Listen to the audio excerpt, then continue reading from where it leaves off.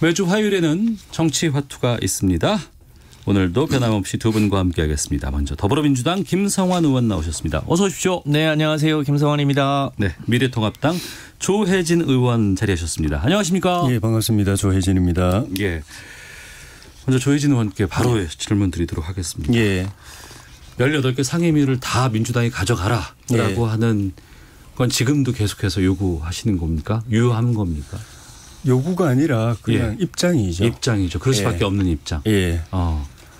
일단 우리 당이 그동안에 원구성 협상과 관련해서 지속적으로 주장해왔던 것이 위원장 자리 몇 개를 우리가 갖고 싶어서가 아니고 예. 4년 동안 야당으로서 역할을 하기 위한 최소한의 근거, 기능 이걸 확보하는 데 우리의 관심과 목표가 있었고 그게 법사위고. 그게 법사위였고 예. 그래서 그걸 이제 분명하게 다시 한번 이제 확인하는 측면이 있고 7개 상임위를 가져온다고 하더라도 그게 원래 우리 당이 가져와야 될 몫인데 네. 여당으로부터 마치 이제 시해 베풀듯이 예. 법사위 우리 가져가고 나머지는 줄 테니까 그렇게 받아라 하는 야당으로서 기능은 넘겨주고 그냥 이렇게 위원장 자리 몇 개 받아오는 그런 굴욕적인 모습 그건 우리는 용납할 수가 없다. 네. 그런 것도 있고 민주당이 어차피 지금 하는 이 태세를 보면은 4년 내내 이런 식으로 이제 수의 우위를 가지고 일방적으로 국회 운영을 할 텐데 야당이 반대해도 다 무시하고 이렇게 할 텐데 그래 놓고 나중에 상임위원장 우리한테 7개 주면은 당신들도 뭐 책임이 있지 않느냐 위원장 자리 줬는데 예. 당신들이 위원장이 있는 야당 위원장 상임위에서 다 통과된 거 아니냐 이런 식으로 책임을 우리한테 떠넘기해서는 안 된다라는 그런 메시지도 있고 그리고 실제로 여당이 그런 식으로 야당을 이제 무시하고 일방 독주로 국회를 운영하게 되면은 네. 상임위원장 자리에 앉아 있는 야당 의원이 그 자리가 바늘방석이 됩니다. 네. 일단 의원들이 상임위 의원이 3분의 2가 여당 의원들한테 포위돼서 사회로 봐야 되고 그리고 처음에 이제 표결하자 그러면 그 막을 수도 없고 막다가는 알겠습니다. 사회권 또 박탈당하고 예. 그렇기 때문에 그런 국회 운영 방식에서는 야당 의원이 상임위원장 자리에 있어도 그게 바늘방석이다. 그럴 거면 차라리 18석 다 가져가라. 예, 이렇게 말씀하시는데 예. 그렇다고 18개를 다 물론 이제 일부 여당 의원들 가운데는 그래 우리 책임지고 하자라고 하는 의견도 있습니다만 그래도 그건 좀 과하지 않나 싶기도 한데 정말 18개 다 가져오자는 주장이 지금 공감대를 얻고 있습니까? 뭐 조혜진 의원님 말씀 주셨습니다만 그 총선의 민의가 당시에 180대 103이었고 20대 국회를 되돌아본 바 야당이 법사위원장을 하고 있는 가운데 여러 가지 이유로 사실상 발목 잡기를 해왔기 때문에 네. 책임 있는 국회, 일하는 국회가 되기 위해서는 법사위원장은 여당이 맡는 게 좋겠다고 하는 얘기를 오랜 동안 해왔고요. 네. 그에 따라서 그 의석 배분 비율대로 11대 7로 하자고 했고 이 법안은 여당이 그리고 국회의 굉장히 중요한 기능인 예산은 야당이 그리고 나머지 주요한 상임위도 이렇게 적절하게 배분해서 사실상 가합의를 한 거거든요. 네. 근데 그 가합의를 한 것을 주호영 원내대표가 자기 당 소위 의원총회에서 관철을 못 시킨 겁니다. 지도력에 흠집이 생긴 거죠. 그리고 나서 이제 저희가 불가피하게 일부 상임위를 선출을 했더니 20대 국회 때는 야당이 이런저런 이유로 그런 일이 생기면 광화문을 갔거든요. 네. 지금은 사찰을 가셨습니다. 사실상 20대 국회 내내 야당이 이런저런 이유로 국회 보이콧을 거의 20차례 한 거 아닙니까? 지금도 사실은 사찰에 가서 일종의 신종 보이콧을 하고 계신 건데. 신종 보이콧이다. 네, 지금이라도 주호영 원내대표가 있어야 될 곳은 사찰이 아니라 국회로 돌아와서 당초에 여야가 가합의한 대로 그 자기당 의원님들 설득해서 하는 게 국회를 정상화하는 일이고 지금 뭐 코로나가 다시 전 세계적으로 다시 지금 기승을 부리고 있고 남북 관계도 여전히 긴장되고 있는 상황이어서 좀 빨리 들어와서 원구성에 합의하고 또 급한 추경 문제도 함께 처리하고 그럴 수 있도록 책임 있게 돌아오시는 게 중요하다 이렇게 생각을 합니다. 하지만 지금 야당 쪽에서는 그럴 수 없다. 18개를 다 가져가라. 그리고 다 책임을 져라라고 지금 말씀하시는 거 아니에요.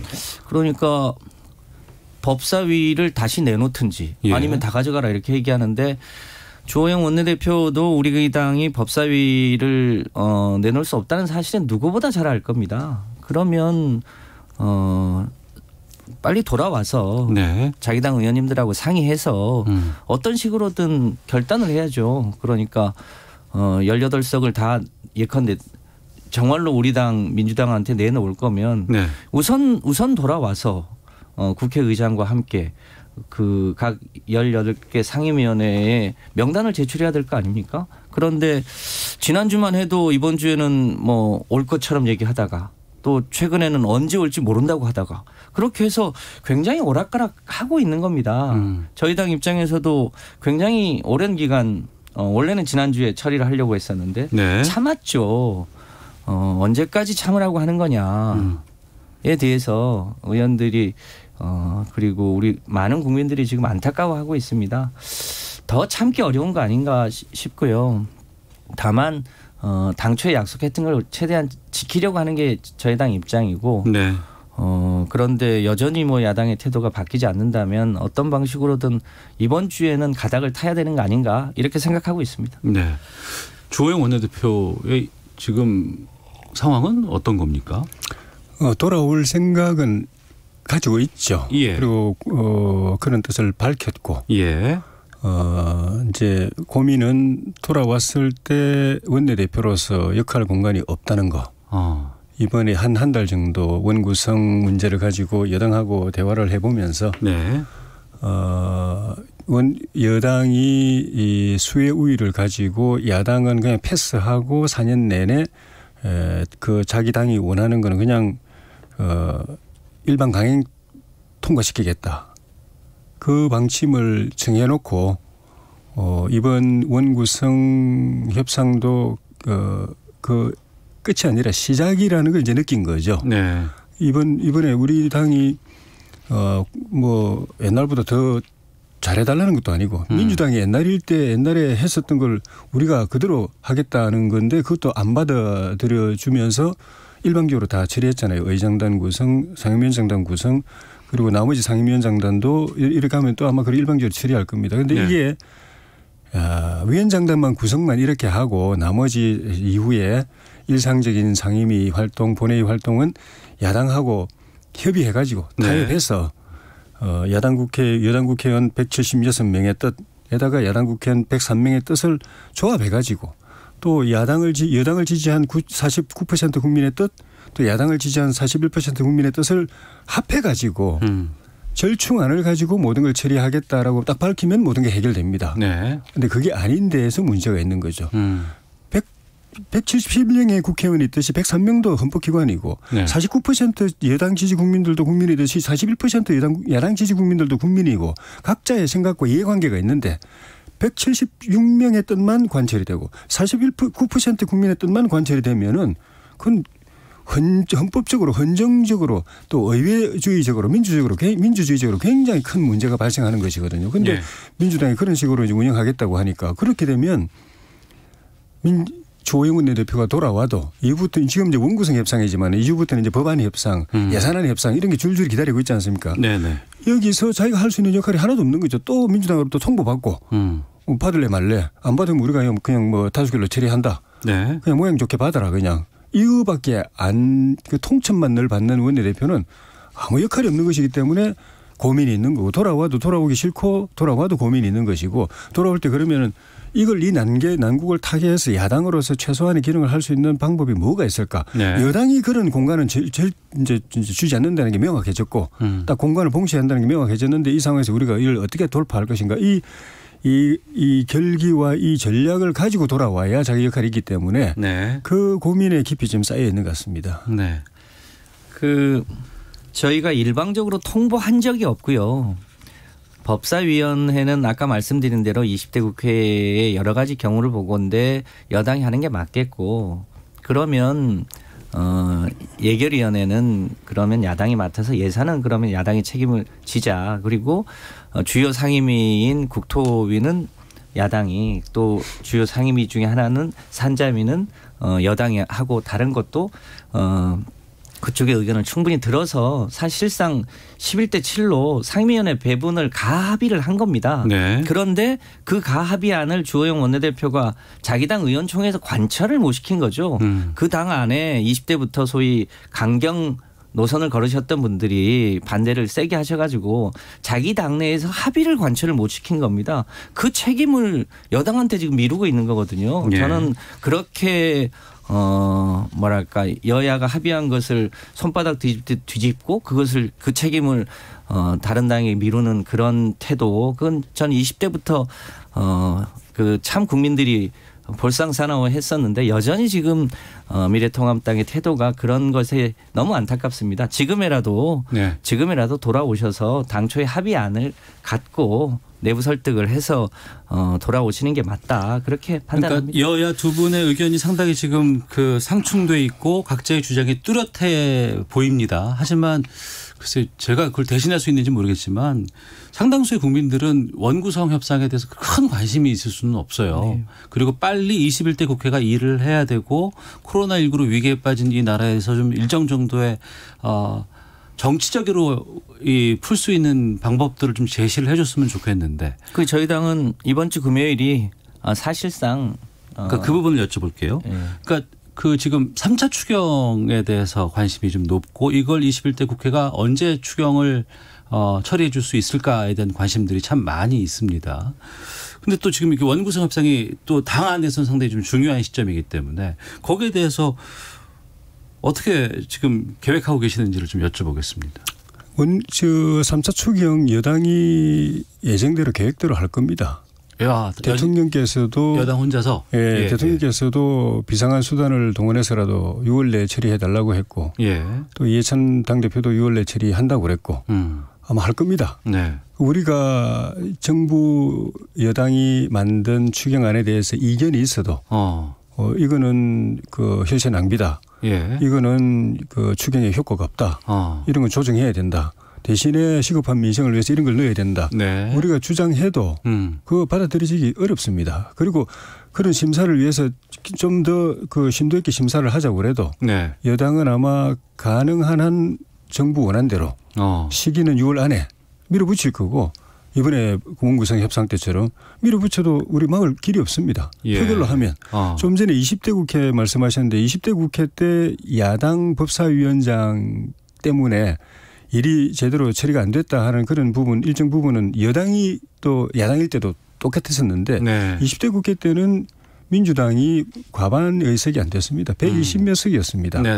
그래서 그런 측면도 있을 수 있었습니다. 그런데 지금 177석이에요. 과반에서도 176석 의장이 빠졌으니까 176석 과반에서도 압도적으로 많은 의석을 가지고 있기 때문에 표결하면 이번에 다 보셨지 않습니까? 의장단 자기들 뜻대로 표결을 다 됐죠. 상임위원장단을 다 뽑았죠. 야당 의원까지 강제 배정도 했죠. 못하는 일이 없습니다. 법사위원장 굳이 여당 안 가져가도 다 가능한데 법사위원장까지 가져가겠다고 하는 거는 모든 걸 일사천리로 야당 걸거지거리는 거 다 그냥 치워버리고 속도전으로 옛날 같으면 1년 걸릴 것 같다가 한두 달 안에 다 처리해버리겠다는 그 뜻이기 때문에 우리가 심각하게 보는 거죠. 단지 그냥 법안이나 예산을 처리하기 위한 목적이라면은 법사위원장 안 가져가도 돼요. 표결하면 이기게 돼 있고 그리고 여차하면 패스트트랙도 할 수 있고. 근데 지금은 패스트트랙도 하기 싫다.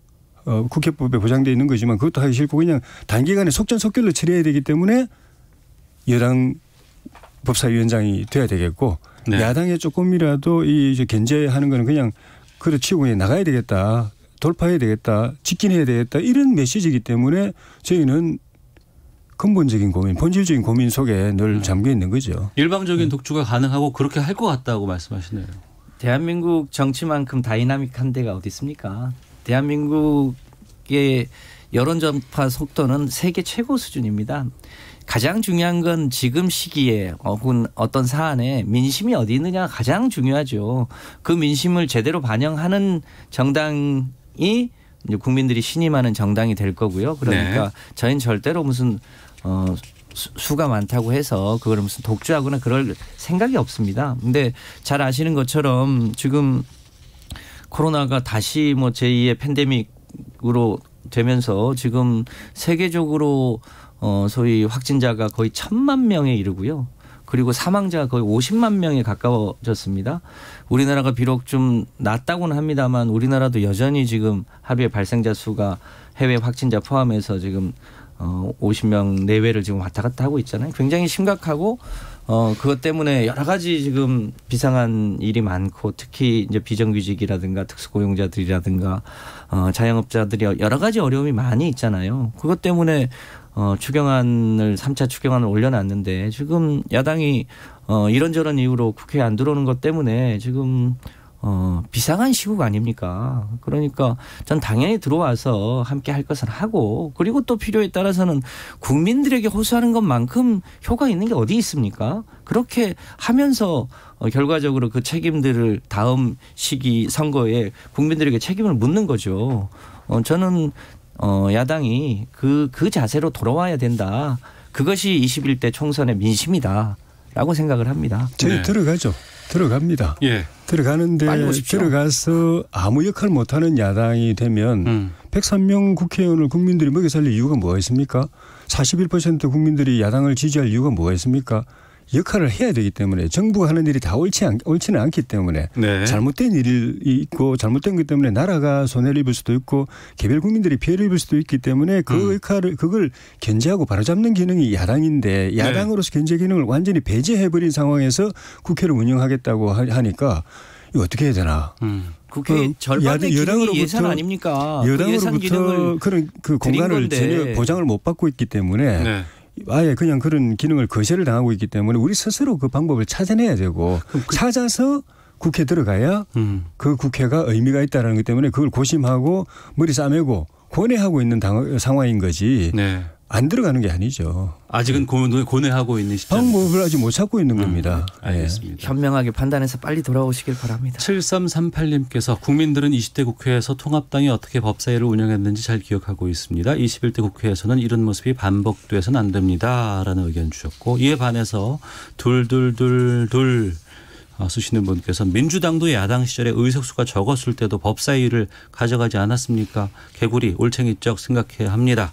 라고 의견도 주셨고 2848님께서는 대안을 주셨는데 이게 대안이 될지는 잠시 뒤에 좀 들어보겠습니다. 그럼 이번엔 민주당이 상임위 다 가져가고 다음 총선부터는 한석이라도 많은 당이 다 가져가는 걸로 합의해보면 어떨까요? 이런 의견도 보내주셨습니다. 정치와투 더불어민주당 김성환 의원, 미래통합당 조혜진 의원과 함께하고 있는데요.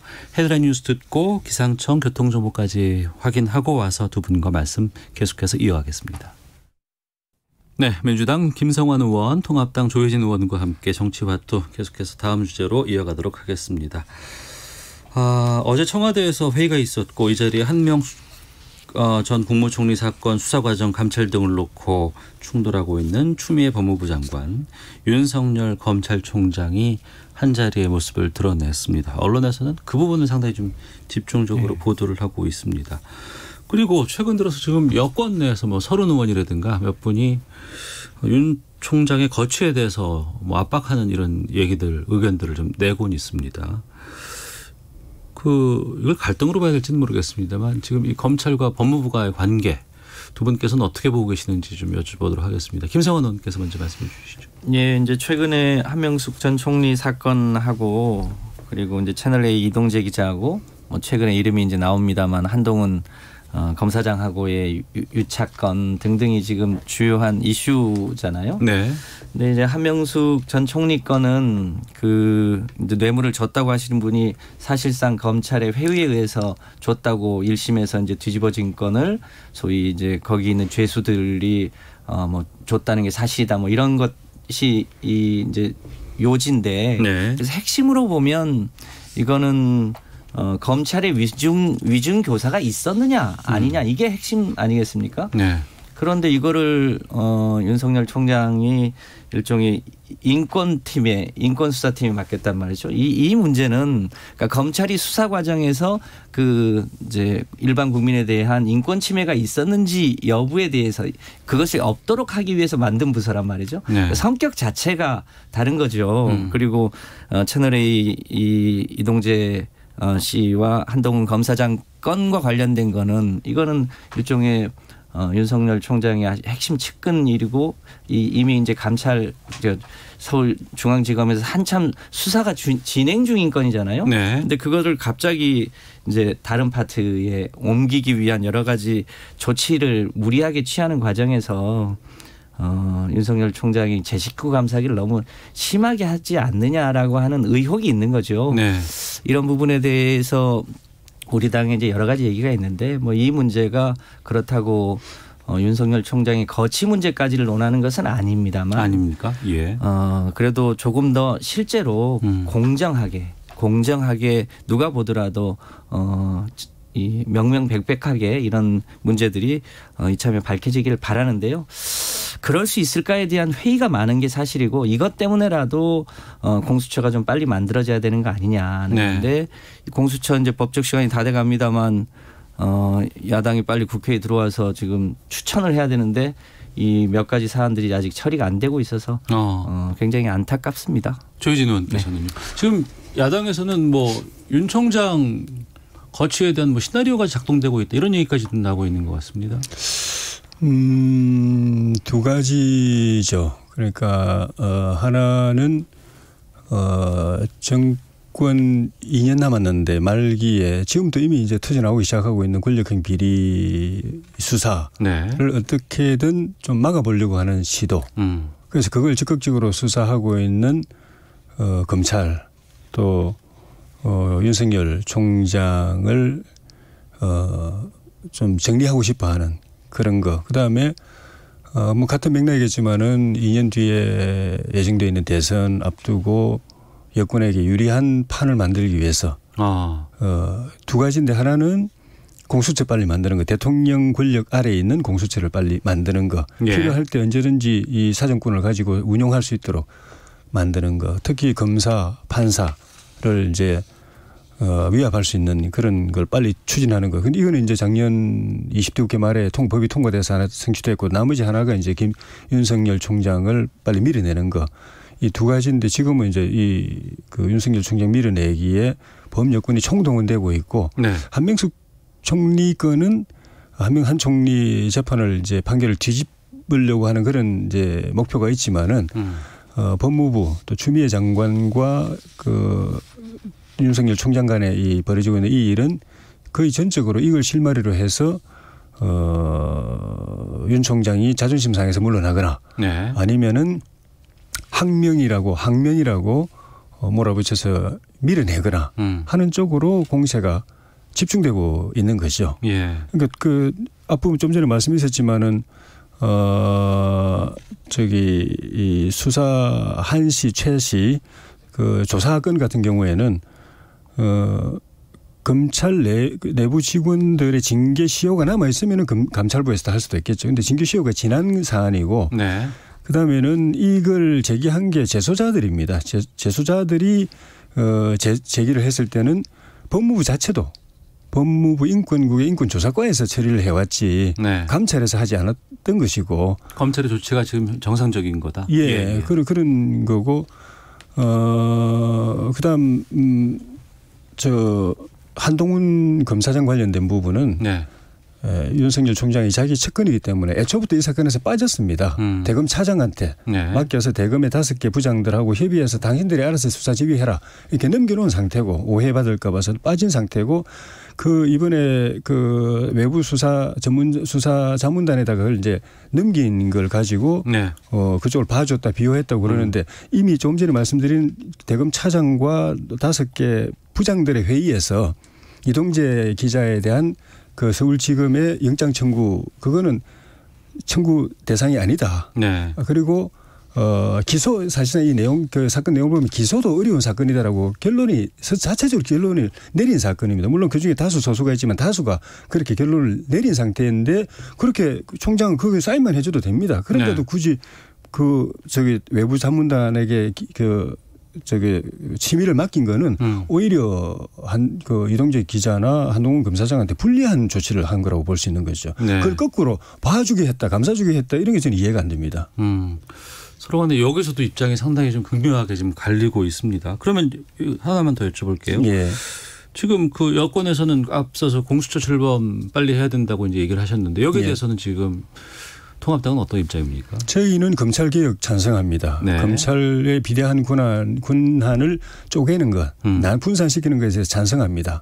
그런 측면에서 이게 정답인지는 뭐냐는 데서는 조금 논란이 있지만은 공수처 같은 제도 자체도 한번 고려해 볼 수 있다고 생각합니다. 네. 그런데 작년 말에 여당이 온갖 편법과 꼼수를 동원해 가지고 강행 처리한 이 공수법은 아니라는 거죠. 이 법안은 안 된다. 이 검찰 개혁의 핵심이 대통령 권력으로부터 독립된 중립적인 검찰을 만드는 거 아닙니까? 네. 그러면서 권한을 분산시키는 건데 공수처는 대통령 직속 입니다. 대통령이 직접 인사를 통해서 통제하고 대통령의 손발이라고 봐도 과언이 아닌 기관을 만들어서 제왕적 대통령을 만드는 거. 네. 그래도 그 권한도 그 검찰 권한보다도 더 센 또 기구를 또 만드는 거. 개혁이 아니라 개악이기 때문에 우리는 반대를 했고 예. 이번에 통과시키려면 다시 심사를 해서 대통령 권력으로부터 독립된 정치적 중립이 보장된 그리고 권한이 합리적으로 조정된 공수처를 만들어야 우리가 동의해 줄 수 있는 거죠. 예. 네. 이성환 의원님. 조혜진 의원님 말씀이 너무 좀 무리하신 것 같은데요. 잘 아시겠지만 이제 공수처가 지금 그런 일방의 이해를 대변할 수 있을 거라는 우려 때문에 지금 아시겠지만 추천위원회가 7명인데 네. 여당 2명, 야당 2명 그리고 법무부, 법원행정처, 대한변협 그렇게 각 한 명씩 해서 7명인데 최소한 6명이 동의해야 된다는 거 아닙니까? 거기서 이제 2명을 추천해서 이제 최종적으로 대통령 임명합니다만 야당에게 사실상 비토권을 준 거거든요. 네. 야당이 반대하면 공수처장이 안 됩니다. 그러니까 이걸 무슨 대통령 직속기구다, 무슨 대통령의 무슨 호위기구다 이렇게 얘기할 수 없는 거죠. 그렇게 법이 그렇게 되어 있습니다. 그리고 이 공수처에 대해서는 청와대가 무슨 직접적인 지시나 이런 걸 할 수 없게 법에 규정되어 있고요. 네. 그렇게 해서 중립적인 인사가 공수처장을 맡아서 이 권력기관을 감시할 수 있도록 제도적으로 되어 있는 겁니다. 근데 그걸 마치 지금 무슨 대통령의 무슨 재집권을 위한 기구처럼 표현하시는 것 그건 굉장히 저는 위험하다고 보여집니다. 그 제도적 장치가 지금 다 되어 있지 않습니까? 근데 야당은 버티겠죠. 법을 바꾸지 않으면 후보 자체를 추천을 안 할까 봐 걱정입니다. 네. 공수처 위원 중에 2사람 몫을 추천을 해야 되거든요. 야당이. 그런데 지금 말씀대로 하면 지금 추천을 안 하시겠다는 태도 아닙니까? 그러면 그 과정에서 그럼 공수처를 어떻게 합니까? 지금 현행 법으로는 7월 15일까지 공수처를 출범하게 되어 있는 거거든요. 네. 그래서 그런 차원에서 저는 야당이 추천하고 그리고 그런 뭐랄까 편향된 인사가 될 것 같으면 야당이 비토하면 되잖아요. 그러면 임명이 안 되는 거죠. 그러니까 중립적인 인사가 될 수 있도록 하는 게 이 공수처의 취지니까 그 취지에 맞게 좀 적극적으로 협조해 주시면 좋겠다고 생각을 합니다. 그러니까 추천인 7명 중에 네. 2명을 야당에게 그러니까 야당이 충분히 검증할 수 있다. 6명이 동의해야 그러니까 7명 중에 6명이 동의해야 되는데 2명이 야당이니까 야당의 동의를 못 얻으면 정권이 마음대로 못한다라고 말씀하셨는데 그렇죠. 그게 2명 다 우리 한국당이 주실 겁니까? 우리 미래통합당이 주실 겁니까? 그렇습니다. 확실합니까? 법상 그렇습니다. 야당 교섭단체에게 주게 되어 있습니다. 그러니까 지난 예를 들면 20대 때를 보십시오. 야당이 한국당이 있는데 나머지 야당들이라고 해서 정의당도 있고 뭐 민생당도 있고 많았습니다. 네. 그때 만약에 이 법을 시행했다라면 그 추천위원 1명은 우리 한국당에 오고 그 당시에 자유한국당에 오고 1명은 나머지 야당들에게 갔을 텐데 그 나머지 야당들이 뭐였습니까? 4+1 예. 범여야당 여권하고 공조를 했습니다. 현행 이름은 법상 야당이 이름이 야당이었지만 여당 역할을 했습니다. 현행 법상 미래통합당이 2분을 추천하게 되어 있습니다. 네. 현행 규정상. 그러니까 그 규정을 잘 살려서 빨리 추천해 주시고 그 추천된 기구에서 중립적인 인사가 공수처장으로 선출이 되어야 이 공수처가 작동을 하는 거 아닙니까? 그럼 2명의 야당 추천 몫이 다 미래통합당의 입장이라 그러면은 공수처에 출범에 참여하실 의향은 있으세요? 어떠세요? 물론 이제 의석 구성이 앞으로도 또 선거도 있고 하기 때문에 어떻게 바뀌느냐에 따라 이제 달라지기 때문에 네. 20대 때처럼 야당의 탈을 쓰고 여당이 역할을 하는 그런 당들이 나오는 그런 상황이 가능성이 언제든지 있기 때문에 이건 안전장치는 아니라고 저는 생각이 드는데 예. 뭐 이번 그 전반기 국회 안에서는 만약에 우리 미래통합당에게 두 석을 다 준다고 한다면은 견제장치는 있는 거죠. 예. 예. 하지만 지금 앞서 7월 15일부터 이게 출범한다고 말씀하셨잖아요. 법상 그렇게 되어 있는데 부수법안도 아직 지금 통과가 안 된 상황이죠. 그러니까요. 부수 법안도 통과가 안 돼 있고 일단 공수처장이 이 확정이 돼야 그분이 네. 공수처를 구성을 할 거 아닙니까? 네. 그러니까 핵심이 공수처장인데 지금 야당이 위원 추천도 안 하고 또 그 공수처장은 인사추천위원회를 거치게 되어 있잖아요. 네, 그 법안도 지금 처리가 안 돼 있고 그런 상태죠. 예. 그러니까 이게 빨리 되어야 될 텐데 7월 15일까지 될 수 있을지 걱정입니다. 법에는 그렇게 정해져 있지만 지금 넘어야 될 산은 상당히 좀 많이 있는 것 같고요. 또 설사 그게 공수처가 출범한다고 하더라도 공수처장 임명까지는 상당히 오랜 진통이 좀 있지 않을까 생각이 들었습니다. 오늘 다뤄야 될 게 많았는데 여기까지 좀 하고 마무리를 짓도록 하겠습니다. 자, 지금까지 정치화투 더불어민주당 김성환 의원, 미래통합당 조혜진 의원과 함께했습니다. 두 분 오늘 말씀 고맙습니다. 예, 수고하셨습니다. 네, 감사합니다.